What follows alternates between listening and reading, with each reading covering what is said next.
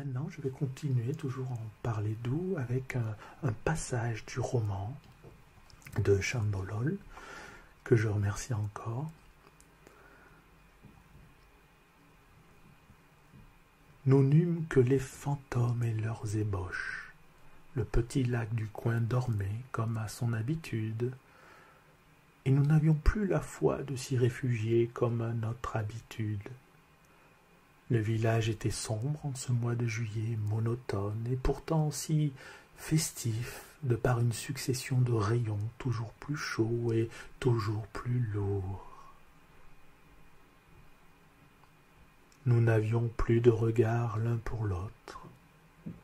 Quand l'image de la télévision allumait l'obscur salon que l'on tentait autrefois de garnir avec ses pacotilles lumineuses achetées à un vieux brocanteur, chacun prêtait sa main à l'autre.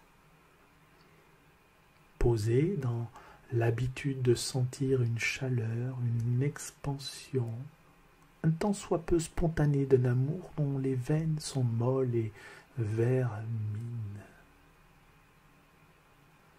Endormi,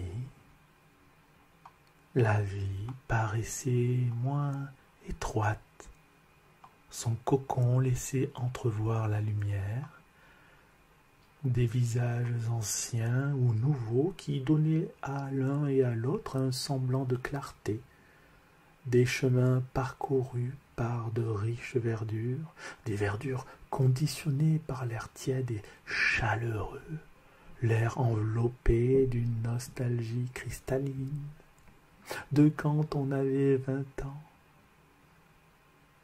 Réveillés par les oiseaux gris, dont un qui chantait insouciamment les louanges d'un nouveau jour, nous levâmes les draps d'une main endormie que l'autre ne daigne plus effleurer.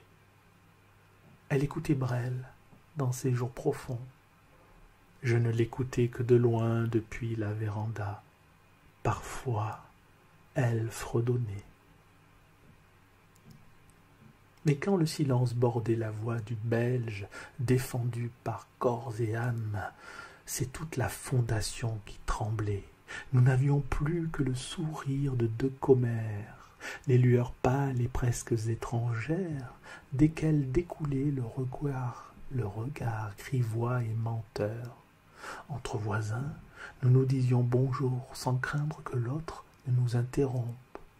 Il n'y avait plus d'interruption, que de rêveries elles-mêmes construites par les rides. Et les rides nous riaient autant qu'elles nous pendaient au nez, au menton et aux joues. Elle se jouait à tirailler le collagène dont la peau avait tant aimé convoiter la douceur d'antan. Alors, dans les conversations entre voisins, tandis que l'autre taillait hypnotiquement la haie, l'un bavardait au-dessus de cette dernière, bavardait d'un temps incertain, du temps gris, que l'on avait pour habitude d'attendre sur le siège qui longeait la fenêtre. Et nous nous retrouvions sur le divan. Au divan, nous échangions à propos du nouveau commerçant. Le nouveau avait une belle devanture, même si un peu colorée, qu'elle disait. Au lit, nous nous endormions, rêvant de la haie taillée et de l'autre qui bavarde, du temps gris et de ses bas nuages. Mais pendant cette précieuse fraction de seconde, nous étions bien. Nous étions bien parce qu'allongés, parce que recroquevillés dans le sommeil de nos peurs, parce qu'endormis, nous étions morts. Voilà, c'est un très bel extrait du roman que je n'ai pas eu encore la chance de lire en entier. Mais en tout cas, voilà, c'est un très bel extrait.